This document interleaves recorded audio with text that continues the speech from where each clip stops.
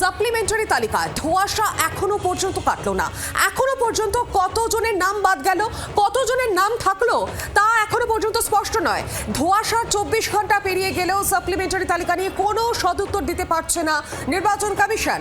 সার্ভারের উপর দায় চাপিয়ে ক্ষান্ত থাকলো নির্বাচন কমিশন। তবে এখনো পর্যন্ত নির্দিষ্টভাবে জানা গেল না যে কতজনের নাম সংযুক্তিকরণ হয়েছে এবং কতজনের নাম বাতিলের তালিকায় যোগ হয়েছে। সোমবার রাজ্যের মুখ্য নির্বাচনী আধিকারিক মানস আগরওয়াল জানিয়েছিলেন যে 29 লক্ষ ভোটারের নাম নিষ্পত্তি হয়েছে। মঙ্গলবার বিশেষ পর্যবেক্ষক সুব্রত গুপ্ত জানান যে সেই সংখ্যাটা বেড়ে 30 লক্ষ হয়েছে। তবে এই যে 30 লক্ষ নিষ্পত্তির মধ্যে কতজনের নাম রয়েছে এবং কতজনের নাম বাদ গেল তার কোনো সদুত্তর নেই কমিশনের কর্তাদের কাছে। শুধু তাই নয়, প্রথম তালিকায় কোন কোন বিধানসভা নথি আপলোড হয়েছে তার কোনো সামগ্রিক চিত্র পর্যন্ত তুলে ধরতে পারছে না নির্বাচন কমিশন। আর এখান থেকেই প্রশ্ন উঠতে শুরু করেছে, যাদের নাম বাদ পড়লো তারা অবগত হতে ভোট পেরিয়ে যাবে না তো? একাধিক প্রশ্ন উঠছে। ধোঁয়াশা কিছুতেই কাটছে না। আরো বিস্তারিতভাবে জানি, সরাসরি আমার সঙ্গে রয়েছেন প্রতিনিধি রক্তিমা দাস। রক্তিমা, সব থেকে বড় প্রশ্ন, এই যে সাপ্লিমেন্টারি তালিকা প্রকাশ করা হলো, এখনো পর্যন্ত নির্বাচনের তরফ থেকে, কমিশনের তরফ থেকে কোনো স্পষ্ট সদুত্তর দেওয়া হলো না। কতজনের নাম থাকলো, কতজনের নাম বাদ গেল?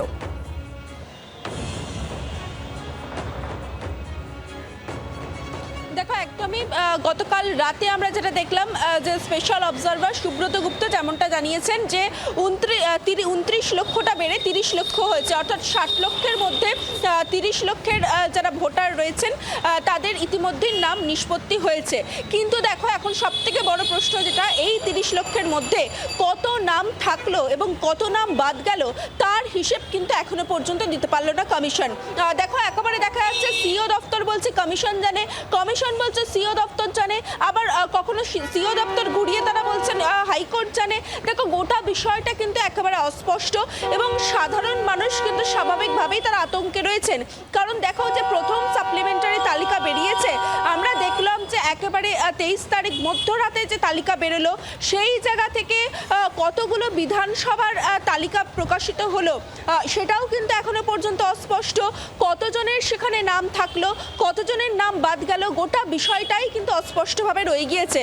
ফলত সাধারণ মানুষ তারা কিন্তু বুঝতেই পাচ্ছেন না যে তাদের নাম আদৌ আছে কি নেই।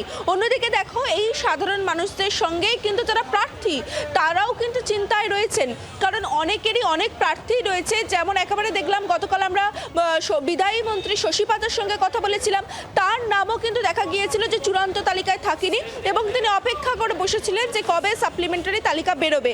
সাপ্লিমেন্টারি তালিকা প্রকাশিত হলো, ওয়েবসাইট খুলে দেওয়া হলো, কিন্তু তারপরেও দেখা গেল যে কতজনের নাম থাকলো এবং কতজনের নাম থাকলো না তার কিন্তু কোনো স্পষ্ট যে চিত্র, সেই চিত্র কিন্তু আমরা দেখতে পেলাম না।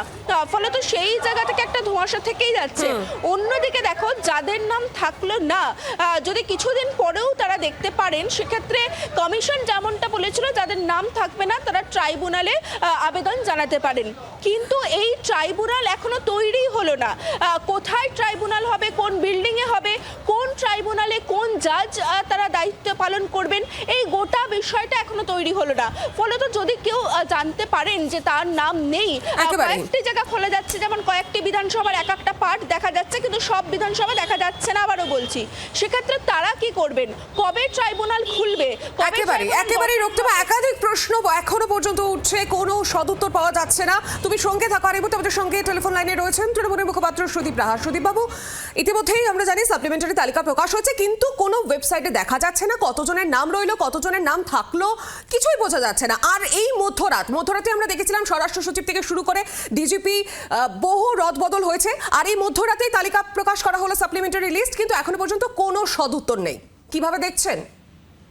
দেখুন, ভোটাররা ভোটাধিকার প্রয়োগ করতে পারবে তো? নির্বাচন কমিশনের সেই সদিচ্ছাটুকু রয়েছে তো? নির্বাচন কমিশনের কাজকর্ম দেখে কিন্তু সেরকম মনে হচ্ছে না। আজকে নির্বাচন কমিশন তাদের নোটিফিকেশন দিতে গিয়ে বিজেপি স্ট্যাম্প মেরে দিচ্ছে। দেশের কেন্দ্রীয় বাহিনী বিজেপির প্রতীক চিহ্ন নিয়ে বয়ে বেড়াচ্ছে। সাধারণ ভোটাধিকার, ভোটার যারা, তারা জানেন না, বুঝতে পারছেন না যে তাদের ভোটাধিকার আদৌ রয়েছে কিনা।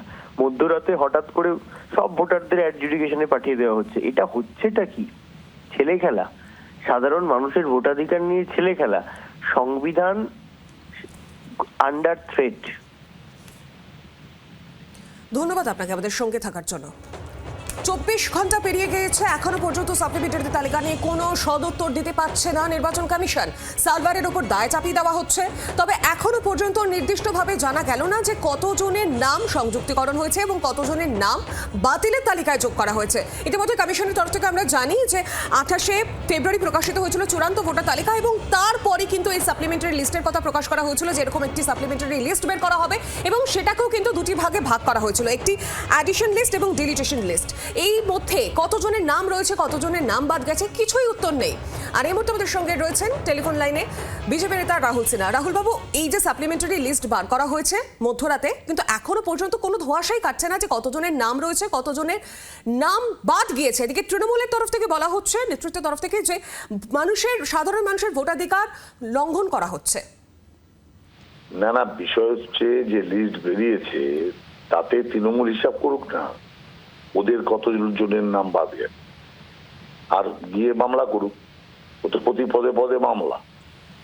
অতএব কোর্ট চৌড়াচ্ছে মানুষের কোটি কোটি টাকা নষ্ট করে, রাজ্যবাসীর কোটি কোটি টাকা নষ্ট করে। সেই কারণের জন্য নিজ সুবিধার্থে রাজ্যের অর্থ শুধু আদালতের উকিলদের কাছে ঢেলে দিচ্ছে। অতএব যদি কোনো বিশেষ স্পষ্টীকরণ দরকার হয় ইলেকশন কমিশনকে জিজ্ঞাসা করুন। বিষয় পুরোপুরি ইলেকশন কমিশনের ম্যাটার। আর আমরা মনে করি যে লিস্ট বেরিয়েছে, এইবারের এই লিস্ট কিন্তু জুডিশিয়াল ম্যাজিস্ট্রেটরা করেছে। অতএব তৃণমূল কংগ্রেসের সংস্কৃতিতে তৈরি যে সমস্ত কার্যকর্তা তারা করেনি। অতএব জুডিশিয়াল ম্যাজিস্ট্রেটরা লিস্ট তৈরি করেছে এবং লিস্টের এত তৃণমূলের তারা কোথায়? এখনো তো অনেক সময় বাকি আছে যে কত নাম বাদ গেছে, কত কি আছে, সব তো ইলেকশন কমিশন বলবে। কারণ এখন তো আরো নাম অ্যাড হবে, আরো নাম লিস্টে আসবে। অতএব এটা স্বাভাবিক আছে ইলেকশনের আগে সাপ্লিমেন্টারি ভোটার লিস্ট বেরোয়। অতএব সেই সাপ্লিমেন্টারি ভোটার লিস্ট বেরোনোর সুযোগ সুবিধা আবারও আছে। সেই জন্য এত তারা কিসের তৃণমূলের এত কিছু জানা। রাহুল বাবু, এখানে ধন্যবাদ আপনাকে আমাদের সঙ্গে থাকার জন্য। এখনো পর্যন্ত নির্দিষ্টভাবে কিছুই জানা যাচ্ছে না কতজনের নাম বাদ, কতজনের নাম এই তালিকায় রয়েছে। সোমবার রাজ্যের মুখ্য নির্বাচনী আধিকারিক মনোজ আগরওয়াল জানিয়েছিলেন যে 29 লক্ষ ভোটারের নাম নিষ্পত্তি হয়েছে। মঙ্গলবার বিশেষ পর্যবেক্ষক সুব্রত গুপ্ত জানান যে সেই সংখ্যাটা বেড়ে 30 লক্ষ হয়েছে। তবে এই যে 30 লক্ষ নিষ্পত্তির মধ্যে কতজনের নাম রয়েছে, কতজনের নাম বাতিল, কিছুই উত্তর নেই।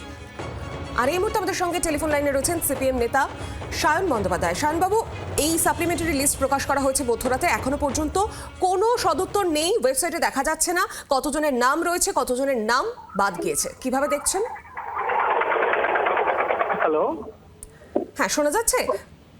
হ্যাঁ, সাপ্লিমেন্টারি তালিকা প্রকাশ করা হয়েছে, তবে এখনো পর্যন্ত কোনোভাবে জানা যাচ্ছে না যে কতজনের নাম বাদ গিয়েছে, কতজনের নাম রয়েছে তালিকায়, কিভাবে দেখছেন?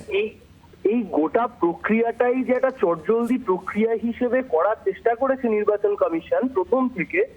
ফ্রম দ্য ভেরি বিগিনিং আমরা সিপিআইএম এই কথা বলে বারংবার বলে, দেখুন এর ফলে তো নির্বাচন কমিশনের কোনো অসুবিধা হচ্ছে না, এর ফলে অসুবিধা হচ্ছে সাধারণ মানুষের। এবং আপনারা সবাই আমরা দেখছি সাপ্লিমেন্টারি লিস্ট বেরোনোর পরে সেই ধোঁয়াশা আরো বাড়ছে, সেই ধোঁয়াশা কাটছে না। তার উপর গোদের ওপর বিস্ফোরা, বিভিন্ন মানুষ যাদের নাম ফাইনাল হয়ে গেছিল তাদের নাম কখনো আন্ডার অ্যাডজুডিকেশন আসছে, কখনো ডিলিট দেখিয়ে দিচ্ছে। সিইও দপ্তর বলছে দিল্লি যতক্ষণ না জানাচ্ছে, গণেশ কুমার যতক্ষণ না জানাচ্ছেন সিইও কিছু বলতে পারবেন না। ছ্যাবলামো চলছে একটা গণতান্ত্রিক প্রক্রিয়ায়, এ চলতে পারে না। বিজেপি এবং নির্বাচন কমিশন এই দুই মিলে পশ্চিমবাংলার মানুষের জিনা হারাম করে দিচ্ছে, মানুষকে আতঙ্কের মধ্যে রাখছে। নির্বাচনের এর মধ্যে আমরা দিয়ে জবাব দেবে পশ্চিমবাংলার মানুষ, তৃণমূল, বিজেপি, নির্বাচন কমিশন সবার বিরুদ্ধে জবাব দেবে। ধন্যবাদ আপনাকে আমাদের সঙ্গে থাকার জন্য।